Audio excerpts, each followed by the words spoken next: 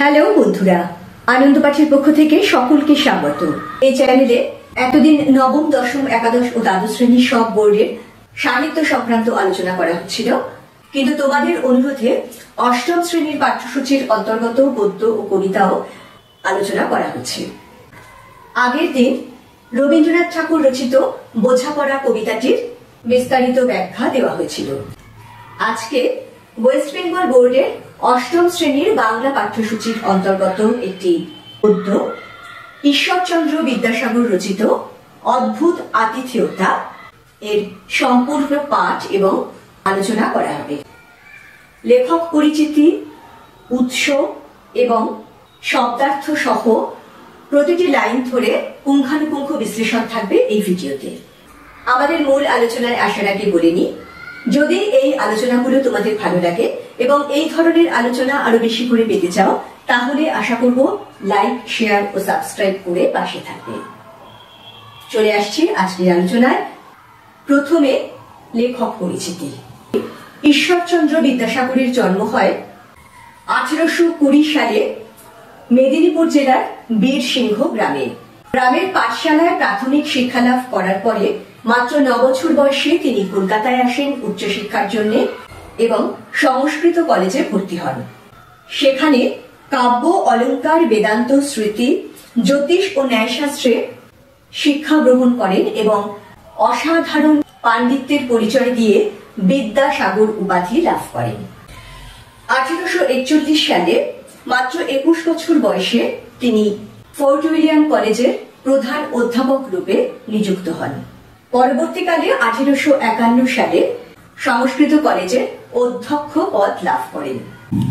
দেশের বিভিন্ন প্রান্তে তিনি প্রায় 20টি বিদ্যালয় স্থাপন করেন।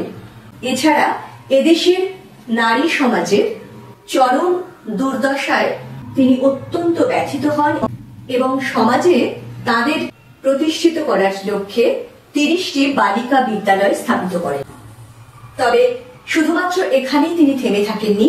শিক্ষা সংস্কারক হিসেবে তার ভূমিকা অনন্য সাধারণ হলেও তিনি ছিলেন একজন প্রথম সারির সমাজ সংস্কারক। আগেই বলেছি, নারী জাতির দুর্গতি মোচনের জন্য তিনি অক্লান্ত চেষ্টা করে গেছেন।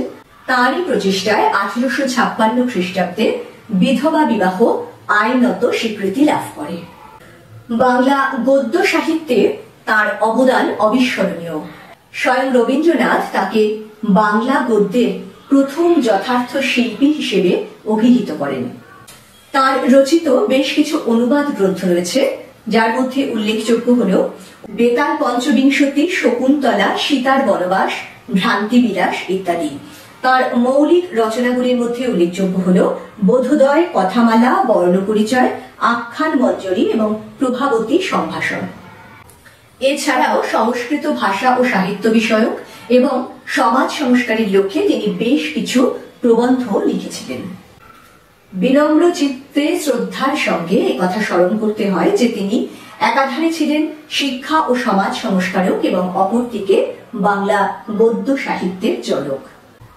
1891 খ্রিস্টাব্দে প্রাতঃস্মরণীয় এই মহান মনীষীর জীবনাবসান ঘটে। এবারে আমরা চলে আসবো অদ্ভুত আতিথেয়তা গদ্যের উৎস প্রসঙ্গে। ঈশ্বরচন্দ্র বিদ্যাসাগর রচিত আখ্যান মঞ্জরি গ্রন্থটি থেকে এই গদ্যটি সংগৃহীত হয়েছে। এবারে আমাদের মূল পাঠ অর্থাৎ অদ্ভুত আতিথেয়তা গল্পের পাঠ ও আলোচনার আগে খুব সংক্ষেপে এই রচনাটি প্রসঙ্গে দু একটি কথা বলে নিই। বুঝতেই পারছো, আতিথেয়তা নিয়েই এই গল্প, যে আতিথেয়তা আসলে এক পরম মানবিক গুণ, যার কথা ভারতের প্রাচীন মুনি ঋষিগণ বা বলা ভালো ভারতীয় সমাজেরও অন্যতম শ্রেষ্ঠ আদর্শ রূপে স্বীকৃত। কিন্তু এই গল্পটি শুধুমাত্র আতিথেয়তা বিষয়ক নয়। নামকরণ শুনে বুঝতে পারছো, অদ্ভুত আতিথেয়তা অর্থাৎ আতিথেয়তার এক বিশেষ নিদর্শন স্থাপন করেছে। এবারে আমরা চলে আসব মূল আলোচনায়। এই গল্পে দুটি প্রধান জাতির কথা বলা হয়েছে। একটি হলো আরব জাতি এবং অপরটি মুর জাতি। আরব জাতি হলো একটি জাতিগত ও ভাষাগত গোষ্ঠী, যারা মূলত আরব উপদ্বীপ এবং উত্তর পশ্চিম আফ্রিকার কিছু অংশে বসবাস করে। মুর জাতি যদিও কোনো সংঘবদ্ধ জাতিগোষ্ঠী নয়, এরা সাধারণত উত্তর পশ্চিম আফ্রিকায় বসবাসকারী কৃষ্ণকায় মানুষ। এবারে আমরা চলে আসবো আমাদের মূল পাঠে, অর্থাৎ অদ্ভুত আতিথেয়তা গদ্যের পাঠ ও আলোচনায়। শুরু হয়েছে এভাবে: একদা আরব জাতির সহিত মুর দিগের সংগ্রাম হইয়াছিল। এই আরব জাতি ও মুর জাতির পরিচয় তোমাদের দিয়ে দিয়েছি শুরুতে। আরব সেনা বহুদূর পর্যন্ত এক মুর সেনাপতির অনুসরণ করে। তিনি অশ্বারোহণে ছিলেন, প্রাণ ভয় দ্রুত বেগে পলায়ন করিতে লাগিলেন। যে সময়ের কথা বলা হচ্ছে সেই সময় আরব জাতি ও মুর জাতির মধ্যে যুদ্ধ বা সংগ্রাম দেখা দিয়েছিল। এরকমই একটি সংগ্রামে এক মুর সেনাপতিকে আরব সেনারা অনুসরণ করে তাড়িয়ে নিয়ে যায়। খুব সহজ কথায় মুর সেনাপতি আরব সেনাদের হাত থেকে পালাচ্ছিলেন বা পালিয়ে যাচ্ছিলেন এবং আরব সেনারা তাকে পেছনে তাড়া করছিল। মুর সেনাপতি অশ্বারোহণে পালাচ্ছিলেন। অশ্বারোহণে মানে ঘোড়ার পিঠে চড়ে। আরবেরা তাহার অনুসরণে বিরত হইলে তিনি স্বপক্ষীয় শিবিরের উদ্দেশ্যে গমন করিতে লাগিলেন। এই রচনা তো আসলে বাংলা গদ্যের যখন একদম সূচনা সেই সময়কার, অর্থাৎ সাধু ভাষায় রচিত, তাই কিছু শব্দের অর্থ তোমাদের বুঝতে একটু অসুবিধা হবে। আমি প্রত্যেকটি শব্দের অর্থ বলে দিচ্ছি। দেখো, এখানে বলা হয়েছে আরবেরা তাহার অনুসরণে বিরত হইলে, অর্থাৎ আরবেরা তাকে যখন তাড়া করা বন্ধ করলো, বিরত হওয়া মানে বন্ধ করা, তখন তিনি স্বপক্ষীয় শিবিরের উদ্দেশ্যে গমন করিতে লাগিলেন। স্বপক্ষীয় অর্থাৎ নিজেদের যে শিবির, অর্থাৎ যুদ্ধের সময় তো তাঁবু ফেলে সৈন্যরা থাকতো, সেই যে জায়গায় তারা তাঁবু ফেলতো সেই জায়গাটিকে তাদের শিবির বলা হতো। সেই নিজেদের শিবিরে যাওয়ার জন্য তিনি এগোতে লাগলেন, কিন্তু তাহার দিগ্ভ্রম জন্মিয়াছিল। এজন্য দিক নির্ণয় করিতে না পারিয়া তিনি বিপক্ষের শিবির সন্নিবেশ স্থানে উপস্থিত হইলেন। দিগ্ভ্রম হইয়াছিল অর্থাৎ তিনি দিক ভুল করেছিলেন এবং তার শিবির ঠিক কোন দিকে সেটা ঠিক করতে না পেরে তিনি বিপক্ষ শিবিরে, বিপক্ষ শিবির মানে বুঝতেই পারছো শত্রু শিবিরের দিকে চলে গিয়েছিলেন এবং বিপক্ষের শিবির সন্নিবেশ স্থানে উপস্থিত হইলেন। শিবির সন্নিবেশ স্থানে অর্থাৎ বিপক্ষের বা শত্রুপক্ষের তাঁবুর কাছাকাছি জায়গায় তিনি উপস্থিত হয়েছিলেন। সে সময় তিনি এরূপ ক্লান্ত হইয়াছিলেন যে আর কোনো ক্রমে অশ্বপৃষ্ঠে গমন করিতে পারেন না। তিনি খুব স্বাভাবিকভাবে এতটাই ক্লান্ত হয়ে পড়েছিলেন যে ঘোড়ার পিঠে চড়ে আর কোথাও যাওয়া তার পক্ষে সম্ভব ছিল না। কিয়ৎক্ষণ পরে তিনি এক আরব সেনাপতির পটমণ্ডপ দ্বারে উপস্থিত হইয়া আশ্রয় প্রার্থনা করিলেন। বিপক্ষ শিবিরে অর্থাৎ আরব সেনাদের শিবিরে তিনি চলে এসেছিলেন এবং আরব সেনাপতির পটমণ্ডপ দ্বারে অর্থাৎ আরব সেনাপতির তাঁবুর দরজার কাছে দাঁড়িয়ে তিনি তার আশ্রয় ভিক্ষা করলেন। আতিথেয়তা বিষয়ে পৃথিবীতে কোনো জাতি আরব দিগের তুল্য নহে। এখানে লেখক আমাদের বলছেন যে এই আতিথেয়তার ব্যাপারে আরবদের সমতুল্য পৃথিবীতে কেউ নেই, অর্থাৎ কেহ অতিথি ভাবে আরব দিগের আলয়ে উপস্থিত হইলে তাহারা সাধ্যানুসারে তাহার পরিচর্যা করেন। সে ব্যক্তি শত্রু হইলেও অনুমাত্র অনাদর, বিদ্বেষ প্রদর্শন বা বিপক্ষতাচারণ করেন না। কেন তাদের তুল্য আর অতিথি পরায়ণ কেউ নেই তারও উত্তর লেখক দিচ্ছেন। তিনি বলছেন যে কেউ যদি তাদের কাছে এসে অতিথি হিসেবে আশ্রয় প্রার্থনা করে তবে সেই ব্যক্তি যদি তাদের শত্রু হয় তাহলেও কিন্তু তারা তার প্রতি বিন্দুমাত্র অনাদর বা রাগ কোনো কিছুই দেখান না, বরং যতটা সম্ভব সমাদর করে তাকে আশ্রয় দেন। আরব সেনাপতি তৎক্ষণাৎ প্রার্থিত আশ্রয় প্রদান করিলেন এবং তাহাকে নিতান্ত ক্লান্ত ও ক্ষুধপিপাসায় একান্ত অভিভূত দেখিয়া আহার আদির উদ্যোগ করিয়া দিলেন। কাজে সঙ্গে সঙ্গে আরব সেনাপতি তাকে তার প্রার্থনা মঞ্জুর করলেন এবং তাকে আশ্রয় দিলেন। তাকে ক্ষুধপিপাসায় একান্ত অভিভূত দেখিয়া, ক্ষুধপিপাসায় অর্থাৎ খিদে এবং তেষ্টায় ভীষণ রকম কাবু তাকে মনে হওয়ায় তিনি সঙ্গে সঙ্গে তার খাদ্য ও পানীয়ের ব্যবস্থা করলেন। মুর সেনাপতি ক্ষুণ্ণবৃত্তি পিপাসা শান্তি ও ক্লান্তি পরিহার করিয়া উপবিষ্ট হইলে বন্ধু ভাবে উভয় সেনাপতির কথোপকথন হইতে লাগিল। মোর সেনাপতি ভালোভাবে খাওয়া দাওয়া গ্রহণ করে তিনি যখন তার ক্লান্তি দূর হলো, তারা দুজনে বন্ধুর মতো পরস্পর কথা বলতে লাগলেন। তাহারা পরস্পর স্বীয় ও স্বীয় পূর্বপুরুষ দিগের সাহস, পরাক্রম, সংগ্রাম কৌশল প্রভৃতির পরিচয় প্রদান করিতে লাগিলেন। অর্থাৎ তারা কি করলেন, নিজেরা স্বীয় মানে নিজেদের পূর্বপুরুষদের যে বীরত্ব, যে সাহস, সেই সব নিয়ে কথা বলতে লাগলেন। এবং সেই সময় তো যুদ্ধ বিগ্রহ লেগেই থাকতো, তাই যুদ্ধের কথাই, বিশেষত এরা যখন দুজন সেনাপতি, তখন স্বাভাবিকভাবেই তাদের আলোচনার মধ্যে বা কথোপকথনের মধ্যে যুদ্ধের কথাই প্রধান হয়ে আসে এবং নিজেদের জাতির, নিজেদের পূর্বপুরুষদের বীরত্বের কথাই এবং যুদ্ধ কৌশলের কথা তারা বলতে লাগলেন একে অপরকে। এই সময় সহসা আরব সেনাপতির মুখ বিবর্ণ হইয়া গেল।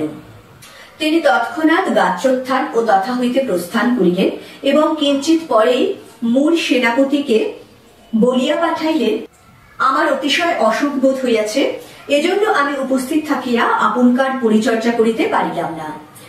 আহার সামগ্রী ও শয্যা প্রস্তুত হইয়াছে, আপনি আহার করিয়া শয়ন করুন।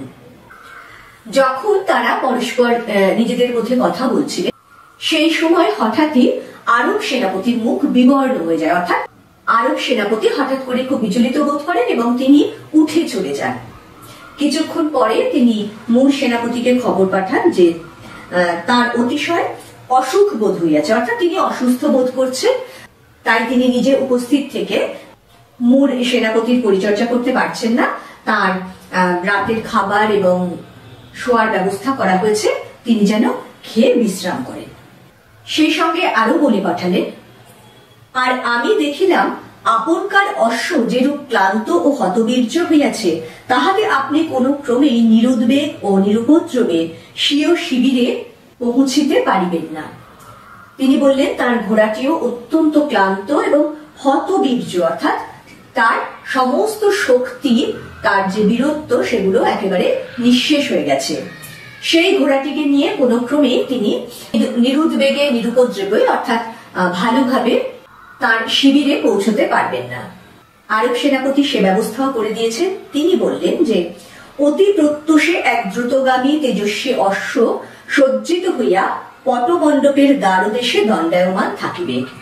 আমিও সেই সময় আপনকার সহিত সাক্ষাৎ করিব এবং যাহাতে আপনি সত্বর প্রস্থান করিতে পারেন, তদ বিষয়ে যথোপযুক্ত আনুকূল্য করিব। অর্থাৎ তিনি পরের দিন তার জন্য একটি অত্যন্ত শক্তিশালী এবং তেজি ঘোড়াও প্রস্তুত করে রাখবেন। সেই সময় তিনি তার সঙ্গে দেখা করবেন ও তার নিরাপদে যাতে তিনি যেতে পারেন সেই ব্যবস্থা গ্রহণ করে দেবেন। প্রত্যুষে মানে ভোরবেলায় দ্রুতগামী তেজস্বী অশ্ব, যে ঘোড়া খুব তাড়াতাড়ি ছুটতে পারে এবং সেই সঙ্গে খুব তেজোদ্দীপ্ত, সত্তর বালে সঙ্গে সঙ্গে। কি কারণে আরব সেনাপতি এরূপ বলিয়া পাঠাইলেন, তাহার মর্মগ্রহ করিতে না পারিয়া মূল সেনাপতি আহার করিয়া সন্দিগ্ধ চিত্তে শয়ন করিলেন। মর্মগ্রহ মানে ভালো করে বুঝতে না পেরে, এবং সন্দিগ্ধ চিত্তে মানে মনে একটু সন্দেহ নিয়ে। অর্থাৎ আরব সেনাপতি এই যে হঠাৎ করে চলে গেলেন, তারপরে যে এরকম তাকে অন্যের মাধ্যমে খবর পাঠালেন, সেটা মূল সেনাপতি ঠিক বুঝতে পারলেন না এবং মনে মনে একটু সন্দেহ নিয়েই তিনি খাওয়া দাওয়া করে শুতে গেলেন। খুবই স্বাভাবিক, কারণ একে তো তিনি আরব সেনাপতির বা তার শত্রু শিবিরের আশ্রয়ে রয়েছেন, সেই সঙ্গে এইরকম হঠাৎ করে আরব সেনাপতির আচরণের পরিবর্তনে তার সন্দেহ হওয়া খুবই স্বাভাবিক ছিল। রজনী শেষে আরব সেনাপতির লোক তাহার নিদ্রা ভঙ্গ করাইল এবং কহিল, আপনার প্রস্থানের সময় উপস্থিত, গাত্রোত্থান ও মুখ প্রক্ষালনাদি করুন, আহার প্রস্তুত। এখানে দেখো কয়েকটি মানে। রজনী শেষে অর্থাৎ রাত্রি শেষে আরব সেনাপতির লোক তার নিদ্রা ভঙ্গ করলো, তাকে ঘুম থেকে জাগিয়ে দিল আর বলল যে গাত্রোত্থান ও মুখ প্রক্ষালনাদি করুন। অর্থাৎ গাত্রোত্থান করা মানে বিছানা থেকে ওঠা এবং মুখ প্রক্ষালনা করা মানে হাত মুখ ধোয়া। সেনাপতি শয্যা পরিত্যাগ পূর্বক মুখ প্রক্ষালনাদি সমাপন করিয়া আহার স্থানে উপস্থিত হইলেন, কিন্তু সেখানে আরব সেনাপতিকে দেখিতে পাইলেন না। পরে দ্বার দেশে উপস্থিত হইয়া দেখিলেন তিনি সজ্জিত অশ্বের মুখরশ্মি ধারণ করিয়া দণ্ডায়মান আছেন। মূল সেনাপতি, ওই আরব সেনাপতির যে লোক, তার কথা মতো তৈরি হয়ে যখন বাইরে এলেন, সেখানে দেখলেন যে আরব সেনাপতি যেরকম আগের দিন বলেছিলেন একটি নতুন ঘোড়া প্রস্তুত রাখবেন, সেরকম ভাবে একটি ঘোড়া প্রস্তুত রেখে তার সামনে সেই অশ্বের মুখরশ্মি ধারণ করিয়া, মুখরশ্মি অর্থাৎ রশ্মি মানে দড়ি, তার মানে ঘোড়ার মুখে যে দড়িটা তার লাগাম করানো থাকে, মুখরশ্মির কথার অর্থ ঘোড়ার লাগাম, সেই লাগাম ধরে তিনি দাঁড়িয়ে আছেন। আরব সেনাপতির দর্শন মাত্র সাদর সম্ভাষণ করিয়া মূল সেনাপতিকে অশ্বপৃষ্ঠে আরোহণ করাইলেন এবং কহিলেন, আপনি সত্বর প্রস্থান করুন। এই বিপক্ষ শিবিরের মধ্যে আমা অপেক্ষা আপনকার ঘোরতর বিপক্ষ আর নাই। গত রজনীতে যৎকালে আমরা উভয়ে একাসনে আসীন হইয়া অশেষবিধ কথোপকথন করিতেছিলাম, আপনি স্বীয় ও স্বীয় পূর্বপুরুষদিগের বৃত্তান্ত বর্ণন করিতে করিতে আমার পিতার প্রাণহত্যার নির্দেশ করিয়াছিলেন। এইবারে আসল ব্যাপারটা বোঝা গেল। এখানে বেশ কিছু শব্দের অর্থ যথেষ্ট কঠিন, আমি বলে দিচ্ছি।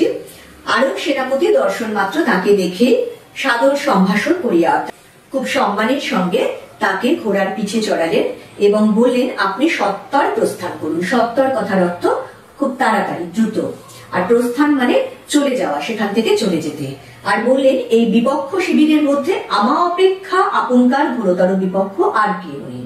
আপনকার মানে আপনার এবং আমা অপেক্ষা মানে আমার থেকে, অর্থাৎ এই বিপক্ষ শিবিরে আমার থেকে ঘোরতর বিপক্ষ মানে আমার থেকে বেশি শত্রু আপনার আর কেউ নেই।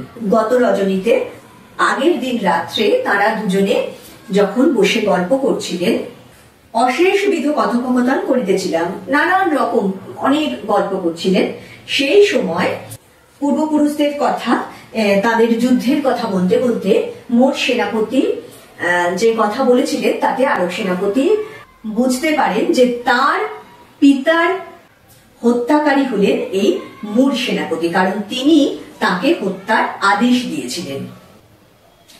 আমি শ্রবণ মাত্র বৈর সাধন বাসনার বশবর্তী হইয়া বারংবার এই শপথ ও প্রতিজ্ঞা করিয়াছি, সূর্যোদয় হইলেই প্রাণপণে পিতৃহন্তার প্রাণবধ সাধনে প্রবৃত্ত হইব।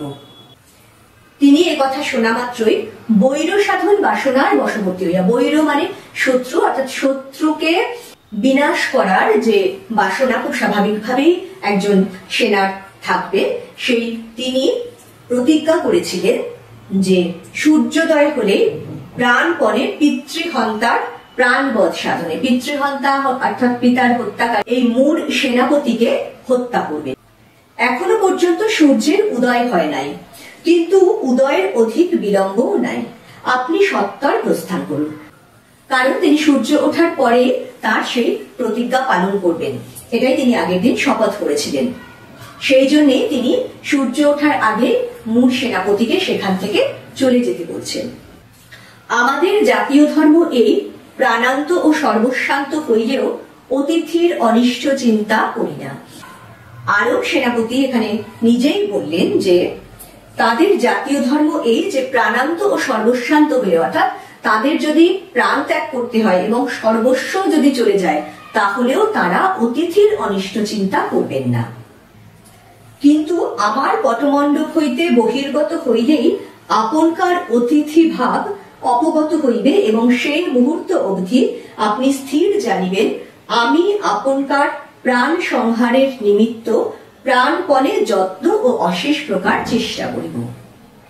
তিনি বলছেন যে তিনি তার পটমণ্ডপ হইতে বহির্গত হইলে, অর্থাৎ তার তাঁবুর বাইরে তিনি চলে গেলে তিনি আর অতিথি থাকবেন না, তার অতিথি ভাব অপগত হয়ে যাবে, চলে যাবে। সেই মুহূর্তেই আরব সেনাপতিরও আর আতিথ্য পালনের বাধ্যবাধকতা থাকবে না এবং তখনই তিনি তার প্রতিজ্ঞা পালনে ব্যস্ত হবেন। তিনি মূল সেনাপতির প্রাণ নেওয়ার জন্য যথাসাধ্য চেষ্টা করবেন। এই যে বলছে প্রাণপণে যত্ন ও অশেষ প্রকার চেষ্টা করি। এরপর বললেন, এই যে অপর অশ্ব সজ্জিত হইয়া দণ্ডায়মান আছে দেখিতেছেন, সূর্যোদয় হইবা মাত্র আমি উহাতে আরোহণ করিয়া বিপক্ষ ভাবে আপনকার অনুসরণে প্রবৃত্ত হইব। পাশে আরেকটি ঘোড়া সজ্জিত হয়েছিল, তিনি বললেন যে সূর্যোদয় হওয়া মাত্রই তিনি সেই ঘোড়াটিতে চেপে এই মূল সেনাপতিকে অনুসরণ করবেন। কিন্তু আমি আপনাকে যে অশ্ব দিয়াছি উহা আমার অশ্ব অপেক্ষা কোনো অংশে হীন নহে। যদি উহা দ্রুত বেগে গমন করিতে পারে তাহা হইলে আমাদের উভয়ের প্রাণ রক্ষার সম্ভাবনা। সেই সঙ্গে এটাও মনে করিয়ে দিলেন যে মূল সেনাপতিকে তিনি যে ঘোড়াটি দিয়েছেন সেটা তার ঘোড়াটির তুলনায় কোনো অংশে শৌর্যে বীর্যে কম নয়।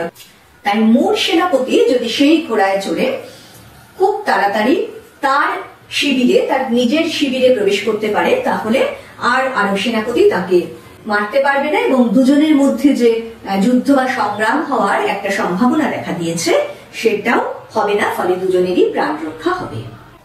এই বলিয়া আরব সেনাপতি সাদর সম্ভাষণ ও করমর্দন পূর্বক তাহাকে বিদায় দিলেন। এই কথা বলে আরব সেনাপতি মূল সেনাপতিকে আবার অত্যন্ত আন্তরিক ভাবে বিদায় জানালেন, তার সঙ্গে করমর্দন অর্থাৎ আমরা যাকে বলি হ্যান্ডশেক, ইংরেজিতে যাকে বলে হ্যান্ডশেক করা, সে হ্যান্ডশেক করে তাকে বিদায় দিলেন। তিনি তৎক্ষণাৎ প্রস্থান করিলেন। আরব সেনাপতিও সূর্যোদয় দর্শন মাত্র অশ্বে আরোহণ করিয়া তদীয় অনুসরণে প্রবৃত্ত হইলেন। মূল সেনাপতি একথা শুনবা মাত্রই তিনি তার ঘোড়ায় উঠে সেখান থেকে বেরিয়ে গেলেন এবং আরব সেনাপতিও সূর্যোদয় দর্শন মাত্র অর্থাৎ সূর্য ওঠার সঙ্গে সঙ্গে, সূর্যকে দেখার সঙ্গে সঙ্গে তিনিও ঘোড়ায় চড়লেন এবং মূল সেনাপতিকে অনুসরণ করতে লাগলেন। মূল সেনাপতি কতিপয় মুহূর্ত পূর্বে প্রস্থান করিয়াছিলেন এবং তদীয় অশ্ব বিলক্ষণ সবল ও দ্রুতগামী। মূল সেনাপতি তার কয়েক মুহূর্ত আগেই চলে গেলেও তার ঘোড়াটিও যেহেতু অত্যন্ত তেজি এবং দ্রুতগামী ছিল, তাই এই জন্য তিনি নির্বিঘ্নে স্বপক্ষীয় শিবির সন্নিবেশ স্থানে উপস্থিত হইলেন। সেই কারণে তিনি নির্বিঘ্নে মানে একেবারে নিরাপদে, তাকে আরব সেনাপতি আর ধরতে পারেননি, তার আগেই তিনি স্বপক্ষীয় অর্থাৎ নিজের পক্ষের যে শিবির, যেখানে তাঁবু ছিল, তাদের যুদ্ধের তাঁবু যেখানে পড়েছিল সেইখানে উপস্থিত হলেন। আরব সেনাপতি সবিশেষ যত্ন ও নিরতিশয় আগ্রহ সহকারে তাহার অনুসরণ করিতেছিলেন। আরব সেনাপতিও খুব স্বাভাবিকভাবে তার প্রতিজ্ঞা পালনের জন্য, তার পিতার হত্যার প্রতিশোধ নেওয়ার জন্য যথেষ্ট চেষ্টা করেছিলেন মূল সেনাপতিকে ধরে ফেলার। কিন্তু তাহাকে স্বপক্ষ শিবিরে প্রবিষ্ট হইতে দেখিয়া এবং অতঃপর আর বৈরসাধন সংকল্প সফল হইবার সম্ভাবনা নাই বুঝিয়া স্বীয় শিবিরে প্রতিগমন করিলেন। কিন্তু যেহেতু মূল সেনাপতি আগেই তার শিবিরে পৌঁছে গেছিলেন এবং দূর থেকে আরব সেনাপতি যখন দেখলেন যে মূল সেনাপতি তার স্বপক্ষ শিবিরে প্রবেশ করে গেছেন, তখন তিনি বুঝলেন যে এই যে অতঃপর অর্থাৎ তারপর আর বৈরসাধন সংকল্প সফল হইবার সম্ভাবনা নাই। বৈরসাধন বা শত্রুকে বিনাশ করার সম্ভাবনা আর নেই বুঝে তিনি স্বীয় শিবিরে প্রস্থান করিলেন, নিজের শিবিরের দিকে চলে গেলেন। বন্ধুরা, তোমরা তাহলে বুঝতে পারলে যে সত্যি সত্যি আরব জাতির অসাধারণ এক আতিথ্যের বা অতিথি পরায়ণতার পরিচয় এই গদ্যের মধ্যে দিয়ে লেখক দিয়েছেন। পরবর্তীকালে এই গদ্যের প্রশ্নোত্তরও আলোচনা করব। পরের দিন আরো একটি নতুন পাঠ নিয়ে চলে আসবো খুব তাড়াতাড়ি। সঙ্গে সঙ্গে নোটিফিকেশন পেতে চাইলে সাবস্ক্রাইব করে বেল বাটনটি অন করতে ভুলো না। আজকের মতো টাটা।